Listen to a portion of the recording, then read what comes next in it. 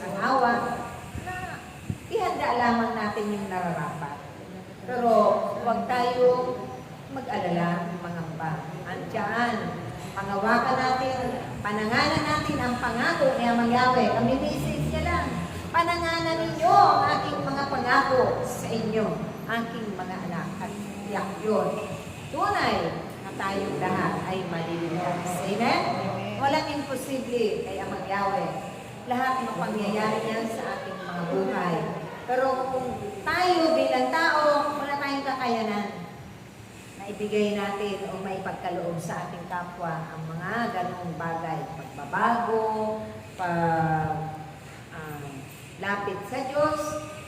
Kahit gustuin man natin, yun ang gospel ngayon eh. Gustuin man natin na ilapit sila sa Diyos kung ayaw pa man. Sarado pa ang kanilang isipan, ang kanilang puso't kalooban. Naroon yung kanilang mga pandinig, mga bingi pa at bulag sa katotohanan. Ay anong mangyayari sa atin? Di, baliwala yung ating mga pagpapagal.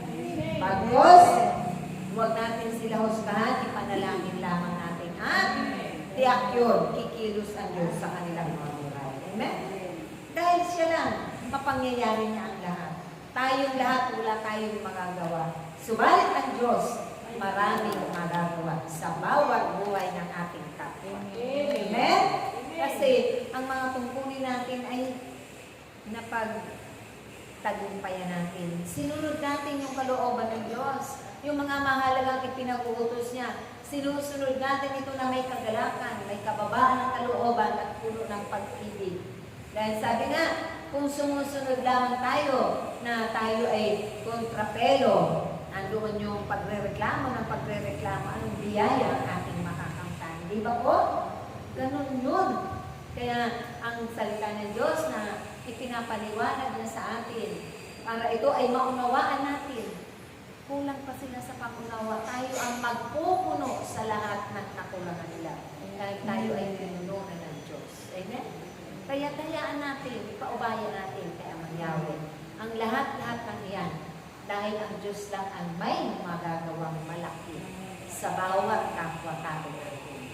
Gusto ba natin sila na mabiyayaan ng mga siksik-liglig na biyaya ng kasaganaan? Kung ayaw pa naman nila kumilos, may magagawa ba tayo? Wala po, mga kapatid. Amen? Praise Yahweh! Praise Yahweh! Kaya tulad nga ng ating Panginoong Jesucristo, siya man ay talagang kung ano-ano ang naisip para sa kanyang sarili. Na siya ay hindi nagmula sa Galilea. Dahil ang Mesiyas, ang alam nila na nakasaad sa kasulatan ay nagmumula sa libing ni David. Nagmumula sa Galilea. Hindi nila naalala ang ating Panginoon ay isinilang sa Bethlehem. Di ba po? Na dinala ni Jose, ang ating mahal ay ng Birheng Maria. Pero ni isa man ay walang tumanggap. Sa bawat kakapukan nilang tahanan. Nandoon sila sa Bethlehem na nagsumpungan nila yung mga kulungan na kural ng mga hayop na doon sa sabsaban isinilang ang ating Panginoong Jesucristo. Pero gano'n na lang, yung pangmusga nila. Wala tayong karapatan mangmusga sa ating kapwa-tao dahil ang Diyos lang nakakaalam ang kanyang buhay, ang kanyang mga ginagawa. Tayo ay ipapanalangin lamang natin sila para na sa ganun mabuksan ang kanilang mga kalooban. Magkamit sila ng pananalig, pagtitiwala at pananampalataya sa Diyos. Amen? Magising at magbalik ang kanilang nanamlay na pananampalataya. Dahil kung hindi, awa-awa naman ang magiging kalagayan. Amen? Handa na ba kayo makinig ng ipinadala ni Amang Yahweh?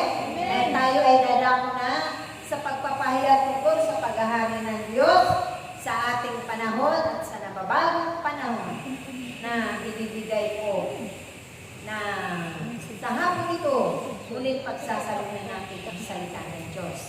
Salita na magbibigay liwanag at katibayan, katatagan ating mga pananampalataya.